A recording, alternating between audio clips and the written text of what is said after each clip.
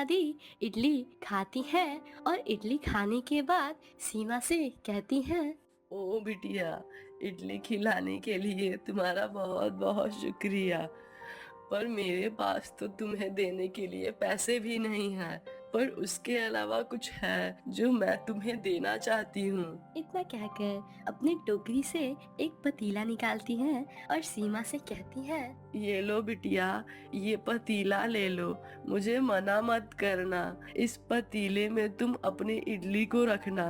देखना इस पतीले का चमत्कार कि तुम्हारी इडली का स्वाद कितना अच्छा और स्वादिष्ट हो जाएगा। सीमा वो पतीला बूढ़ी दादी के हाथ से ले लेती है। बूढ़ी दादी, आपका बहुत बहुत शुक्रिया। अब मैं घर जा रही हूँ, माँ मेरा इंतजार कर रही होगी। आप अपना ख्याल रखिएगा। इतना कहकर सीमा वहाँ से घर के लिए निकल जाती है। रमणीपुरा गांव में कौशल्या नाम की एक औरत रहती थी। उसकी एक बेटी जिसका नाम सीमा था। कौशल्या को इस बात की चिंता हमेशा लगी रहती थी कि सीमा की शादी बड़े घर में करवानी है। हर रोज की ही तरह जब कौशल्या इडली बेचने के लिए बाजार जाने वाली होती है, तभी अपनी बेटी से कहती है। अरे ओ सीमा बिटिया, सारा सामान सजा के तनिक ठेला पे रख दियो। जी माँ, अभी रख देती हूँ। फिर सारा सामान सीमा ठेले पर सजा देती है और कौशल्या अपनी इडलियों को बेचने के लिए बाजार के लिए निकल जाती है। अयो इडली ले लो, इडली गर्मा गर्म ताजा ताजा इडली। अरे ओ इडली वाली, तनिक एक प्लेट इडली लगाई दो, साथ में तनिक ज्यादा चटनी भी दे दियो। हाँ हाँ, अभी लगा देती हूँ। हर रोज की ही तरह कौशल्या शाम हो जाने के बाद अपनी इडलियों को देखती है कि कुछ इडलियां बिक गई हैं और कुछ रह गई हैं। अब इसके बाद कौशल्या घर के लिए निकल जाती है। घर पहुंचते ही सीमा उससे कहती है। अरे माँ, आ गए तुम? आओ बैठो, ये लो पानी पी लो और आराम करो। अच्छा ये बताओ, क्या आज हमारी सारी इडलियाँ बिकी? अरे रे बिटिया, आज भी हमारी आधी इडली बिकी और आधी इडलियाँ नहीं बिकी। अगर ऐसा ही चलता रहा तो मैं तुम्हारी शादी किसी अच्छे और बड़े घर में कैसे करवाऊंगी? क्या माँ, तुम भी ना जब देखो तब शादी की बात करती रहती हो। चलो छोड़ो ये सब, हम चल के खाना खाते हैं। मैं खाना लगाती हूँ, तुम हाथ मुंह धुल के आ जाओ। अगली सुबह कौशल्या की तबीयत कुछ ठीक नहीं थी। वो बेड से उठ नहीं पा रही थी। तो सीमा कहती है। ओहो हो माँ, तुम्हें तो बहुत तेज बुखार है, आज तुम इडली बेचने नहीं जाओगी। आयो सीमा बिटिया, तुम चिंता मत करो, अभी हम दवा खा लेंगे तो ठीक हो जाएंगे। अगर हम इडली बेचने नहीं जाएंगे तो पैसा कैसे आएगा? माँ देखो तो, तुमसे उठा भी नहीं जा रहा। भला तुम इडली बेचने कैसे जा सकती हो? तुम्हें तो बस मेरी शादी की ही चिंता लगी रहती है। खुद पे तो तुम्हारा जरा भी ध्यान ही नहीं है। तुम आज आराम करो, मैं इडली बेचने चली जाऊंगी और शाम को आते समय तुम्हारे लिए दवाइयाँ भी लेते आऊंगी। इतना कहकर सीमा बाजार के लिए निकल जाती है। जब बाजार पहुंचती है तो देखती है कि वहाँ कोई और भी इडली बेचने लगा है। तभी सीमा। इडली ले लो, इडली गर्मा गर्म ताजे ताजे इडली।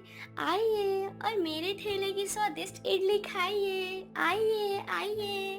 रोज की ही तरह ग्राहक आ रहे थे। ये देखकर बगल में जो नई इडली वाली आई थी, जिसका नाम सुशीला था, उसे बहुत गुस्सा आता है और वो खुद से कहती है। अरे रे रे, मेरी तो एक भी इडली बिकी ही ना। लगता है इस इडली वाली के साथ कुछ करना पड़ेगा, नहीं तो मुझे मेरे घर खाली हाथ ही जाना पड़ेगा और भूखे पेट सोना पड़ेगा। ना बाबा ना कुछ तो करना पड़ेगा इस इडली वाली का। इतने में सीमा को बहुत जोरों की प्यास लगती है और सीमा पानी पीने के लिए पास में ही चली जाती है। तभी सुशीला ये देखती है कि सीमा तो अपने ठेले के पास है ही नहीं और कहती है। अरे वाह, मिल गया मौका, अभी इसकी इडली खराब किए देती हूँ। इतना कहकर सुशीला सीमा के ठेले पे जाती है और सीमा की बनाई हुई इडलियों में ढेर सारा नमक डाल देती है और नमक डाल के वहाँ से जल्दी से भाग जाती है। तभी सीमा आती है। सीमा के ठेले के पास एक ग्राहक आता है और सीमा से कहता है, ओ बिटिया, जरा एक प्लेट इडली लगा दो। जी हाँ, अभी देती हूँ। थू थू। छी छी, कितना नमक डाला है रे, पूरा मुंह का स्वाद खराब कर दिया। ओहो, एक तो पहले ही इडली उतनी अच्छी नहीं है, ऊपर से इसमें इतना नमक। तुम हो हमें यही इडली खिला रही हो, छी। सीमा की इडलियाँ आज और भी कम बिकती हैं। सीमा ये सोचकर बहुत ही उदास हो जाती है और कहती है, हे भगवान, ओह क्या करूँ, आज तो आधी इडलियाँ भी नहीं बिकी। बचे हुए पैसों से ही माँ के लिए दवाइयाँ ले लेती हूँ। इतना कहकर सीमा दवाइयों की दुकान पे जाती है और अपनी माँ के लिए दवाइयाँ लेके घर के लिए निकल जाती है। तभी रास्ते में सीमा को एक आवाज सुनाई देती है। ओ बिटिया, तनिक यहाँ तो सुनो। बिटिया, कुछ खाने के लिए दे दो, बहुत जोरों की भूख लगी है। भगवान तुम्हारा भला करेगा। इतना सुनते ही तभी सीमा कहती है, पर बूढ़ी दादी, मेरे पास तो कुछ भी खाने को नहीं है और जो इडली बची है उसमें तो ढेर सारा नमक है।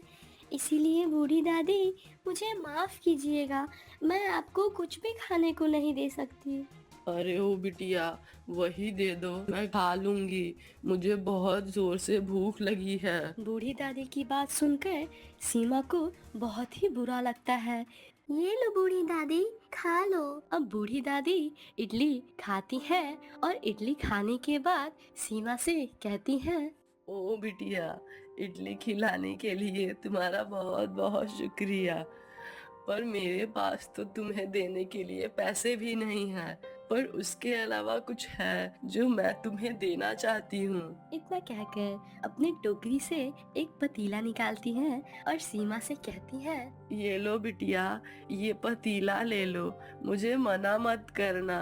इस पतीले में तुम अपनी इडली को रखना, देखना इस पतीले का चमत्कार कि तुम्हारी इडली का स्वाद कितना अच्छा और स्वादिष्ट हो जाएगा। सीमा वो पतीला बूढ़ी दादी के हाथ से ले लेती है। बूढ़ी दादी, आपका बहुत बहुत शुक्रिया। अब मैं घर जा रही हूँ, माँ मेरा इंतजार कर रही होगी। आप अपना ख्याल रखिएगा। इतना कहकर सीमा वहाँ से घर के लिए निकल जाती है। घर पहुँच के सीमा देखती है कि कौशल्या, उसकी माँ अभी भी बेड पे ही लेटी हुई है और बूढ़ी दादी के साथ हुई सारी बातें अपनी माँ कौशल्या से बताती है। ये देखो माँ, ये वही पतीला है जो मुझे बूढ़ी दादी ने दिया है और कहा है कि मैं इसमें इडलियाँ रखूंगी तो वो बहुत ही ज्यादा स्वादिष्ट हो जाएंगी। अब कल से देखना माँ, हमारी सारी इडलियाँ बिक जाएंगी। हाँ हाँ बेटिया, अगर तुम जैसा बोल रही हो उस बूढ़ी दादी की बात बिल्कुल सच हुई तो कल से हमारी सारी इडलियाँ बिक जाएंगी और फिर पैसे आएंगे। उसके बाद मैं तुम्हारी शादी किसी अच्छे और बड़े घर में करवा पाऊंगी।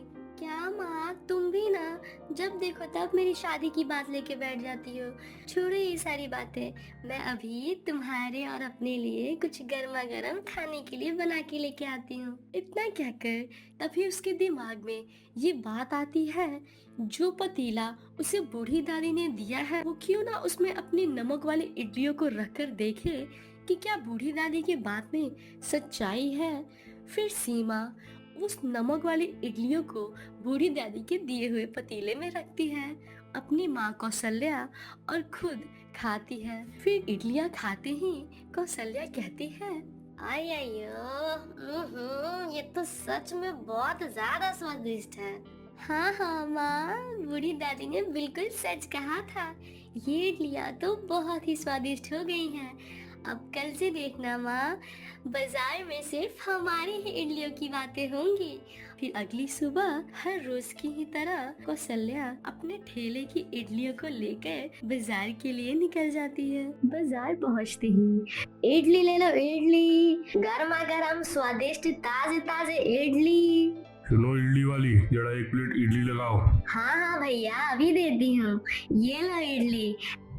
वाह वाह, आज तो मजा ही आ गया। इतनी स्वादिष्ट इडली मैंने कभी नहीं खाई। जरा एक प्लेट इडली और लगा दो। ग्राहक इडली खाकर वहां से चला जाता है और बाजार में जाके कौशल्या की स्वादिष्ट इडली के बारे में सबसे बताता है। फिर बाकी के लोग उसकी बातें सुनकर कौशल्या के ठेले की इडली खाने के लिए चले जाते हैं। तभी उसमें से एक ग्राहक बोलता है, 2 प्लेट इडली लगा दो। सुना है तुम्हारे ठेले की इडली बहुत ही स्वादिष्ट है, जरा हम भी तो खा के देखें। हाँ हाँ भैया बिल्कुल, आप ये लीजिए। बगल में जो दूसरी इडली वाली थी उसे ये सब देखकर बहुत ज्यादा गुस्सा आ रहा था। वहाँ कौशल्या की सारी इडलियां बिक जाती हैं और फिर कौशल्या घर के लिए निकल जाती है और कौशल्या की कमाई हर रोज ही बहुत अच्छी होती है। फिर एक दिन कौशल्या पंडित जी से मिलती है और उनसे कहती है, वेलकम पंडित जी, आइए बैठिए। हमारी सीमा बिटिया के लिए कोई अच्छे और बड़े घर का रिश्ता हो तो बताइए। अब सीमा बिटिया की शादी करनी है। हाँ हाँ कौशल्या बेटी, एक अच्छे और बहुत ही बड़े घर का रिश्ता आया है। फिर पंडित जी सूरज के माता पिता से सीमा और सूरज की शादी की बात करते हैं। सूरज और सीमा की शादी बहुत ही धूमधाम से और अच्छे से संपन्न हो जाती है।